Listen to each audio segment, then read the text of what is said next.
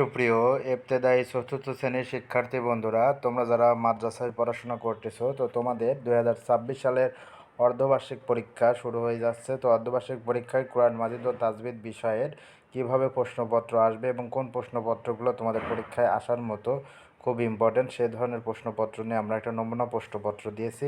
এই প্রশ্নটি যদি তুমি সম্পূর্ণ সুন্দর করে পড়ে যাইতে পারো, তো তোমার অবশ্যই 80 থেকে 100% কমন পাওয়ার সম্ভাবনা রয়েছে।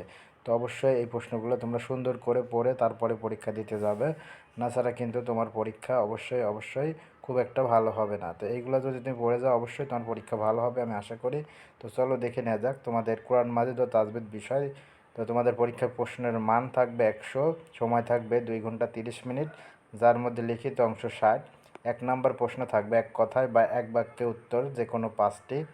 তো এখানে তোমাকে ক নম্বর কোরআন মাজিদ কি, মাক্কি সূরার সংখ্যা কত, খ নম্বর সর্বপ্রথম কোথায় কোরআন মাজিদ নাজিল হয়, ঘ নম্বর মাখরাজ অর্থ কী, ইঙ তাজভিদ অর্থ কী, চ কোরআন মাজিদের সর্বশেষ সূরার নাম কি, ছ সূরাতুল আদিয়াত কোথায় অবতীর্ণ হয়, বর্গীয় জ সূরাতুল জিলজালের আয়াত সংখ্যা কত। তো এখানে দেখো 8টি প্রশ্ন রয়েছে। এই 8টি প্রশ্নের মধ্যে তোমাকে 5টি প্রশ্নের উত্তর দিতে হবে। তুমি 8টি প্রশ্নই শিখে যাবে, অবশ্যই তোমার 5টি কমন থাকবে।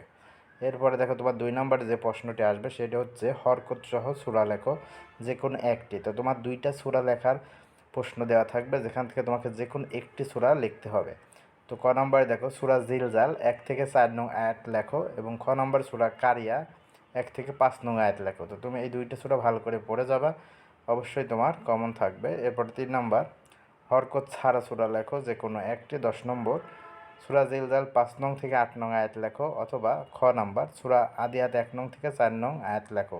তো 3 নম্বরে 2টা প্রশ্ন থাকবে, যে কোনো একটা লিখলেই কিন্তু চলবে। এবার দেখো 4 নম্বর প্রশ্ন, শূন্যস্থান পূরণ করো যে কোনো 5টি। প্রত্যেকটা শূন্যস্থানের জন্য তোমার 2 নম্বর করে থাকবে। দেখো ক নম্বর রয়েছে কোরআন মাজিদের ড্যাশের ওপর নাজিল হয়েছে। কোরআন মাজিদ কার উপর নাজিল হয়েছে? কোরআন মাজিদ মুহাম্মদ সাল্লাল্লাহু আলাইহি সাল্লামের উপর নাজিল হয়েছে। কোরআন মাজিদ মোট কত বছর ধরে নাজিল হয়েছে? কোরআন মাজিদ মোট 23 বছর ধরে নাজিল হয়েছে। গ নম্বর মুহাম্মদ সাল্লাল্লাহু আলাইহি সাল্লাম ড্যাশভাবে কোরআন সংরক্ষণের ব্যবস্থা করেন, এটা শিখবা। তারপর ঘ নম্বর কোরআনের লেখকদেরকে কি বলা হয়, ইঙ নম্বর এবং চ নম্বর এই প্রশ্নগুলো তোমরা অবশ্যই শিখে যাবা। 5 নম্বর যে কোনো 2টি প্রশ্নের উত্তর দাও। তো এখানে দেখো তোমাদের 3টি প্রশ্ন থাকবে, এর মধ্যে তোমাকে 2টা প্রশ্নের উত্তর দিতে হবে, প্রত্যেকটি প্রশ্নের জন্য 5 নম্বর। ক নম্বর মাখরাজ কাকে বলে, 1 নং থেকে 5 নং মাখরাজ উদাহরণ সহ বর্ণনা করো। খ নম্বর মাদ কাকে বলে, মাদে আসলে উদাহরণ সহ আলোচনা করো। গ নম্বর নুন সাকিন ও তানভিনের নিয়মগুলো উদাহরণ সহ লিখো। এরপরে 6 নম্বর প্রশ্ন থাকবে, কিছু শব্দ দেয়া থাকবে তোমাকে এবং তার নিচে দাগ দেওয়া থাকবে। তো দাগ দেওয়া অংশে তাজবিদের কায়দা বর্ণনা করো। তো এখানে দেখো কিছু শব্দ এবং দাগ দিয়েছে, তো এই তাজবিদের কায়দাগুলো তোমরা অবশ্যই শিখে যাবা। এরপরে মৌখিক প্রশ্ন পরীক্ষা থাকবে 40 নম্বরে। তোমাকে স্যাররা মুখে পরীক্ষা নেবে, যে কোনো একটা কিছু তেলাওয়াত করতে বলবে তোমাকে, সেটা 10। যে কোনো একটা সূরা মুখস্থ বলতে বলবে 10। মাখরাজ বলতে বলবে 10। এক কথায় বা এক বাক্যে উত্তর যে কোনো 5টি প্রশ্ন করতে পারে, এখানে 10, এখানে 40। তো তোমাদের লিখিত 60 এবং 40 মার্কের 100% কমন উপযোগী প্রশ্নগুলো তোমাদের দেখিয়ে দিলাম। তো তোমরা অবশ্যই এই প্রশ্নগুলো পড়ে পরীক্ষা দিতে যাবে, তো অবশ্যই তোমাদের ভালো রেজাল্ট হবে ইনশাল্লাহ।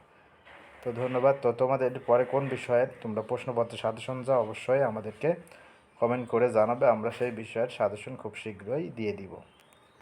আর তোমাদের ভিডিওটি ভালো লাগলে অবশ্যই চ্যানেলটি সাবস্ক্রাইব করে পাশেই থাকবে। সাবস্ক্রাইব করলে কিন্তু পরবর্তী ভিডিও দেওয়ার সাথে সাথে তুমি নোটিফিকেশন পেয়ে যাবে। ধন্যবাদ সকলকে।